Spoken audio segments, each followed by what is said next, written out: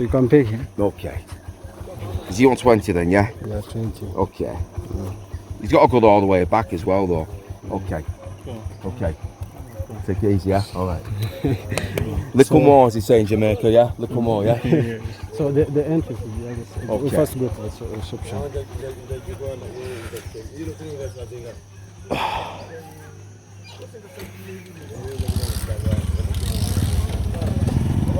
Yes, nice fertile land here, isn't there? You know? Yeah. Good for growing, you know? And I see some dirty farmers and that, you know, so it's all here, you know? So everyone likes the milk, don't they, at the end of the day, you know? There are also horses, if you want to see the horses, maybe. Yeah, The other side, does anyone ride them horses? yeah, there are horses, the other side. Are they owned by the Westerners, the horses? They are Westerners, yeah. Right, yeah, because they'll be riding them, yeah.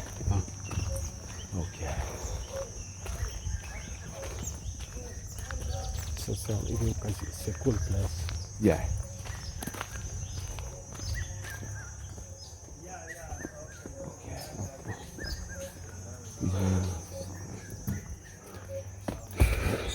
So can't you send me the LPO with that amount confirmed? Yeah. Because if the other LPO was Morning, so good is it afternoon. possible This afternoon, right? Okay, so what's the entrance fee then? 47,000. Okay. Is that non-residents and... Yeah, This one is going to pay 13. Okay, right, okay. The total of 60. Okay. Change.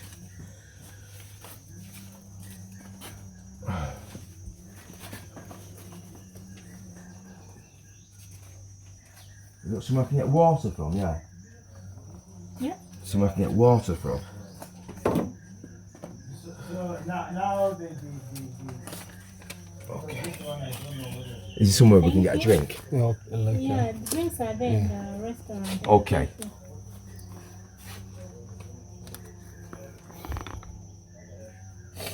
let me Okay. yeah because the system on our portal Hope the rain holds off. It looks like it's going to give some rain. It feels like it is. what's the difference of amount?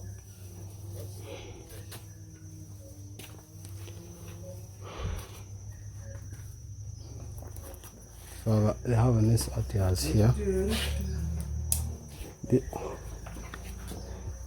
So these ATRs have the pet names. You can see like Amoti. These are pet names. These are pet names. Yeah. Mine is at work, but yet I don't know. It's Are not. these, what are the family names? These family names, tribe names. No, and maybe when you want to greet like someone, Right. who also has like these are pet names. Right. Okay. Yeah. Okay. Yes, Daraman. Mine I is have not. I have a gang like this, original one with Like this with one. these in it. Yeah, like I see this. Yeah, original though. You know, like I said from the shanty. That's copied. Everyone copies the shanty, and this is like a copy of the original gown I've got. I was going to put it on. To be fair, the one actually, but I didn't put it on. But you can tell with these here. With these, it's the most common one. You would have seen it. You know, it's the most common African gown, and it's from Ashanti. This, you know, I just noticed it since I came in. Even the Indians copy it. You know, with this bit at the bottom, I see some of them where Indians, Pakistanis, even Arabs, they sort of copy that style. Tyrone Simpson. Yeah, it's Tyrone, Tyron, See, Yron. you're from? Manchester, England. Your contact? Zero is plus 44 zero. Yeah, it's plus 44 077 42 900 42 900 778. It's plus 44. Plus. This is the international code. International code. That plus 44. The UK code. Yeah, you don't need the zero. Yeah. Okay, thank you. Thank you. You're welcome. So these are crafts, yeah? Yeah. Nice one. Yeah, I've seen them in other places. Even this, but my pet name is not here. Mine is at work.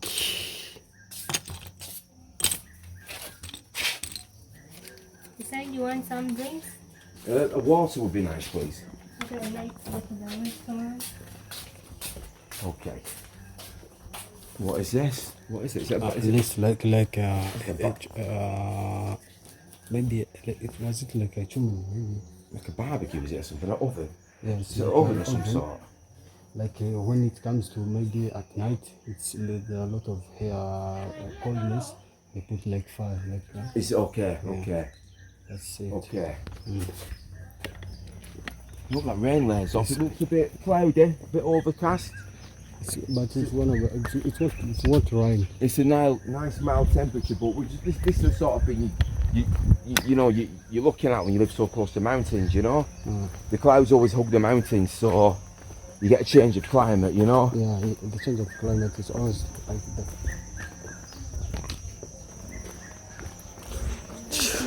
Okay, thank you. Never call the guide will take you. Water. Water? Water. Oh, exactly. Can you have a drink? I mean, wonder what they cut this with. Do they have an engine lawnmower for this? We like a small tractor, because this is some quite a large, you know, some green. This a large, you know, area to cut, and I can see it's well kept. You know, I can't see them cutting this with a strimmer. This is been done with a proper lawnmower. This, yeah. Like what? In England, right, somebody with this sort of grounds, they'd bring in contractors, or they'd have the money themselves, and they have these lawnmowers. They're like tractors. Yeah. Okay. Yeah, he's fasting. For one person. Yeah, he's fasting. He's fasting, the man here. So, like, you know, basically, they'd have these lawnmowers like tractors, right? Yeah, like small tractors. Yeah. And they have rotators which cut the grass. You know, lawnmowers. You drive around. They've been out for years. Yeah, I mean, my friend had one. He lived in a big house. They sold the house now, but he had one. You know, so but they for years they've been out. You know, but they're for big grounds. You know, they bring in contractors or they'd have them themselves for people with money, basically. But you know, I mean, who'd have this sort of land like this just to let go to waste, just to be used for you know, just for grass, you know, for as a lawn, you know, as a lawn area.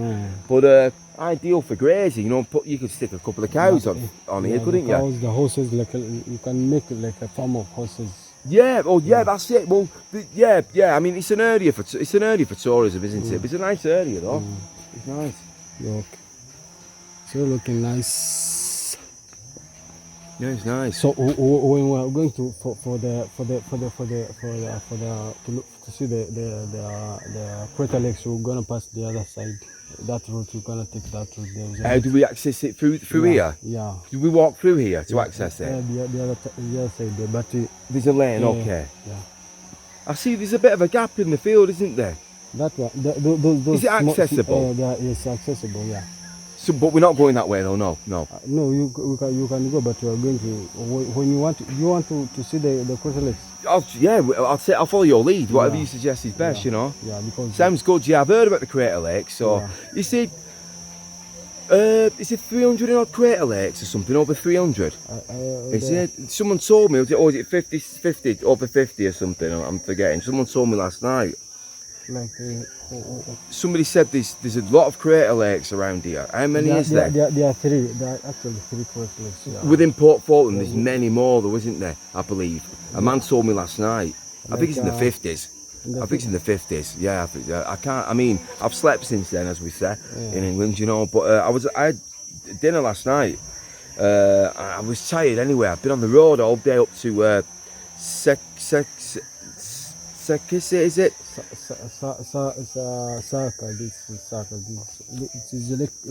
hot springs. The hot springs. And the hot springs. How do you say it? Semlik. Semalik, yes. Yeah, Semlik. So all the way on the bike, right? I was on the border, right? We ride up there. Police pull us over. Guy's got no permit.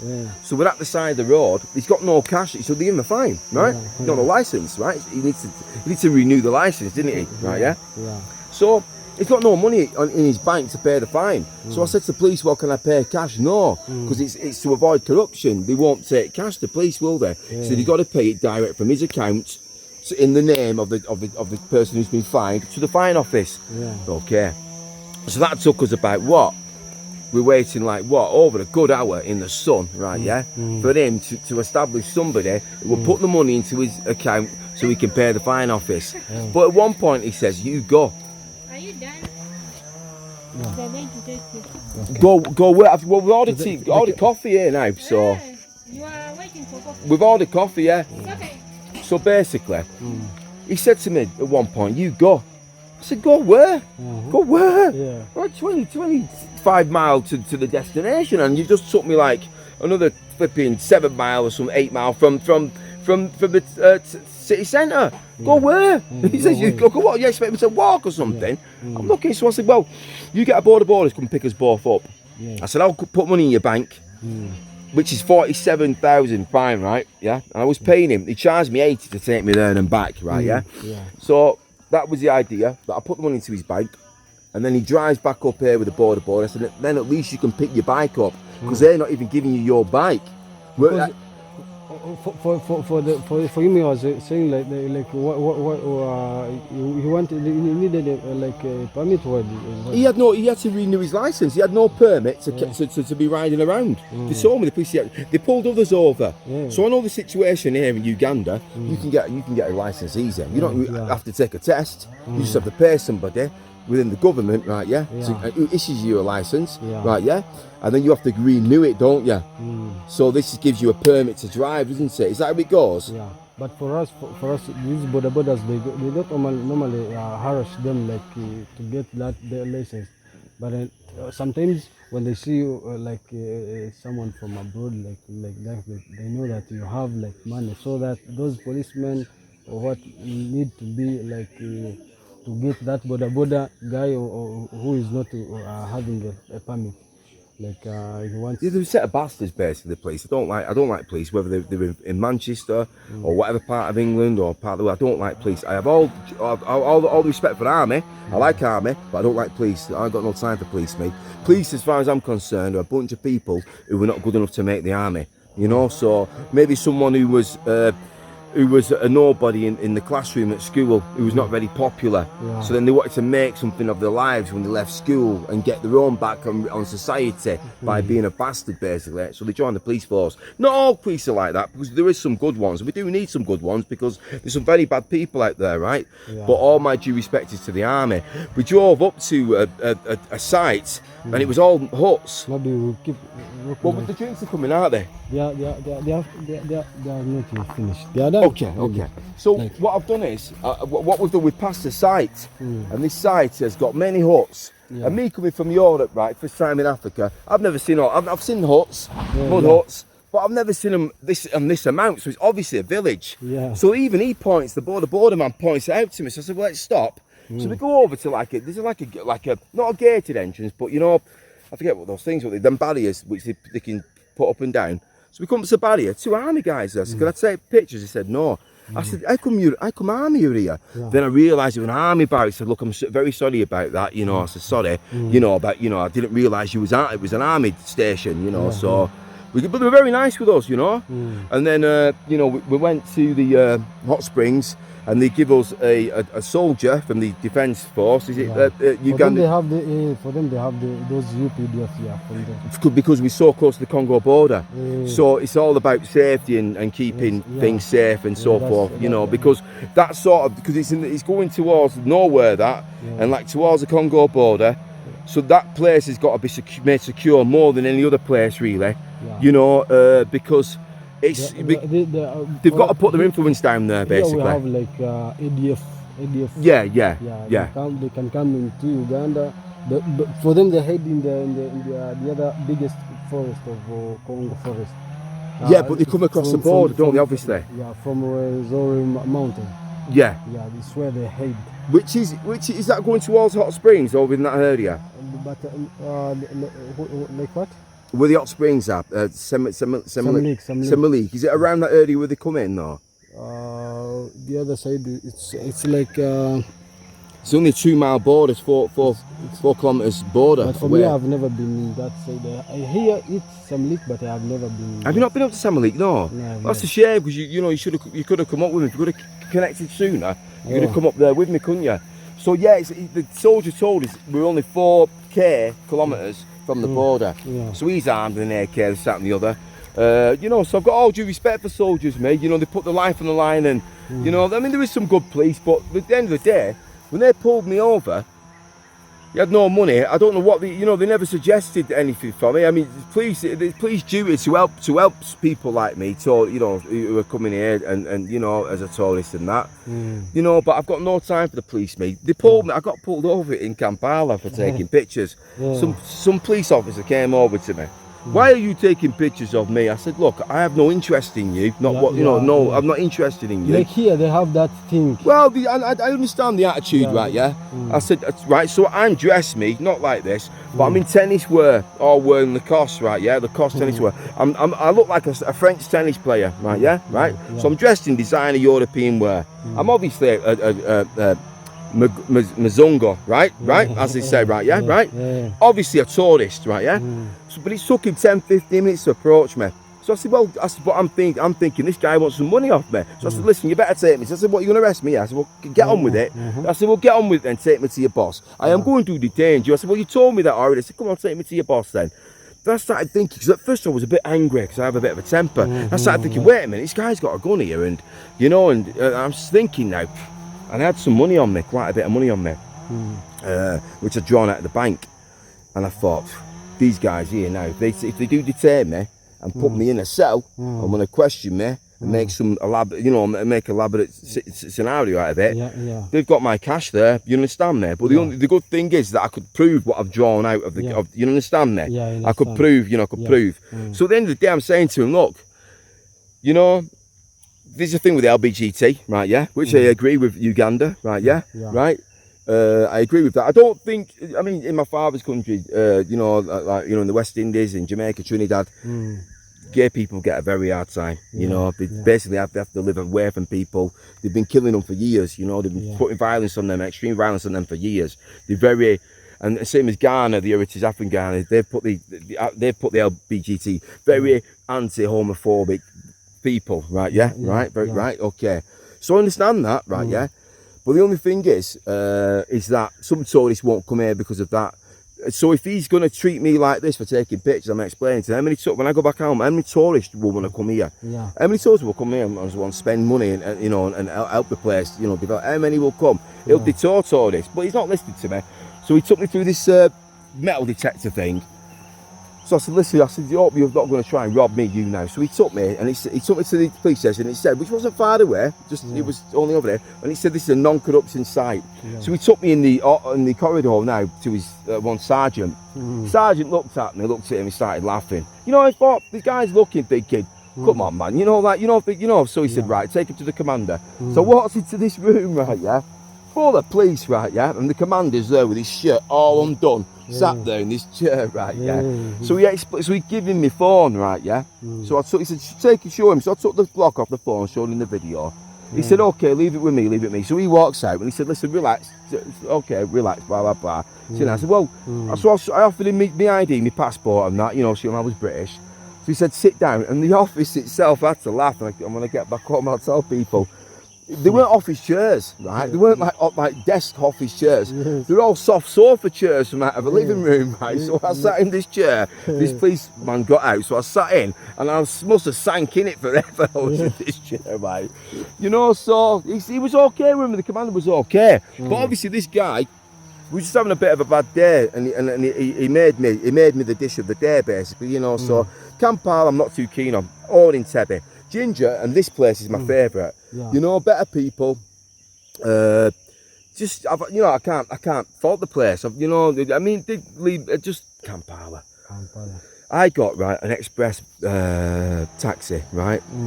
supposedly Kampala. I paid 50,000 because I had 3 big bags, right? Yeah, right. It's okay. You had Okay. three Three big bags. They charged me double, right? Yeah, okay. Fair enough. But then once it's outside the park, they started to overcrowd the bus. So I mean, after an hour or two, I couldn't even feel my legs, you know, because I'm sat there. It was an audible ride for 6 hours. Worst ride, and I've been all around the world. I've done India and so forth, you know, and it was the worst ride I'd ever had. Now, as an express, I said, look, you're just being greedy. You should have seen what was loaded on top of the vehicle as well. So his brakes weren't working well. He's going really fast, absolutely dangerous, you know. I see it all the time. But basically, as an express taxi, he shouldn't have stopped to pick up more people, but he did do, you know. So that was a bad experience, you know. And I let him know at the end of the journey because I was, you know, it was driving me mad, you know. But other than that, in this place, I've had I can't say anything bad about the place, you know. I've had no bad experiences, but the ride up here was terrible. But how do you see Uganda right now? Yeah, I mean, I'll be back again. It's my first time, so it takes. I have to get used to it. I have to get used to my gunzo, you know, because I feel it's racist and it does annoy me, you know. Because if I look like a white man, then that's the people's ignorance. But I said to the woman I said, I think they're saying that because they don't say Westerner, they just say Magunzo. You understand me? You know. Understand. So I mean, I've faced racism, and we've faced racism in the UK, and it's because of my generation and the generations above me, who first came from my grandparents to my father's generation to my generation. Why it's easier for someone like yourself now to go to the UK and not be harassed racially. We've had to endure this. I was brought up in a very white area. When I was a child, all I did was fighting. So I became a pretty good fighter, naturally. Me and my brothers, you know, we had to do. We had to, you know, so fighting. Being English as well, and coming from that diaspora of that slave islands from Ghana and stuff, it's in us to fight, you see. You understand me? So we had no choice, you know. I wanted to live peacefully with everybody, and the majority of the white people are good. They're good in the world. The majority of people anywhere are good in the world. But there was a very racist time in England, in particular when my father my father came to England at 15 years old. He followed his grandparents who left the West Indies, the Caribbean, when he was 5. So he reignited with them. 10 years later, his grandparents brought him up. So he didn't come to England until he was old enough to work. You understand me? And he was invited to come over from the Commonwealth. He invited them to come over. Right now in England, there's a lot of talk about the bad, negative immigration which is coming into England. You know, and mainly it's from the Middle East and India, basically, because them people don't integrate with other people. You understand me? You know, people from the Middle East, and people from India will never really integrate with black people, and then maybe white people, maybe, but not really will do. So they don't integrate. So because of that reason, they're not bringing any positivity. I've explained already about Africans. You know, Africans will integrate with anybody. You know. You know, even like I've met people. You know, I know this. You know, they integrate. Simple as that. You know. So why did you choose traveling to around Africa? Well, because one day I said I'd come to Africa because it's like I say, I've been to 5 continents now out of the 7. The other 7 continents, I think we're talking Antarctica, and I can't think of the other one. I think it's over the Pacific. They're ones I might go to. I might go to New Zealand, you know. Antarctica I'm not really too keen on, you know, but New Zealand I'd like to go over, like the Pacific, you know, that region one day maybe. It's not really important to me. Africa was important to me, so I can go back home. They asked me today, they said, did you enjoy the hot springs? In life, someone can take your car, they can take your house, they can take your wife, can take your children, can take your money, right? Yeah, but before you end your life, you'll always have them memories you've accomplished, you've built up. You understand me? You'll always have them. And so that's an achievement in itself, that, because material things can be taken from you, you know, but you can't take away memories. Do you understand me? You know? Some say you can even take memories to the next life with you, you know, but you can't take anything else. You come here naked, you go naked. So memories are important, I think. Einstein said, right, Albert Einstein, he said this, he said, it's not important what money you make in this life, it's how you connected with everything, from humans to nature. That's an important connection, that, You know, while you establish that important connection while you're here. You understand? And that's me agreeing with Einstein with what he said. You know, money, you can't take money, like Bob Marley said. You know, what is rich? What is rich? Knowledge is the richest thing of all. You know, so me traveling has helped me to establish knowledge. But I've sat on the TV and I thought, you know what? I'm going to go there. And and it might take me 2.5 years to save that money. But then I end up there, you know, instead of going to football, drinking beer, chasing women, in the nightclub, you know. So I'm 47 now, so, you know,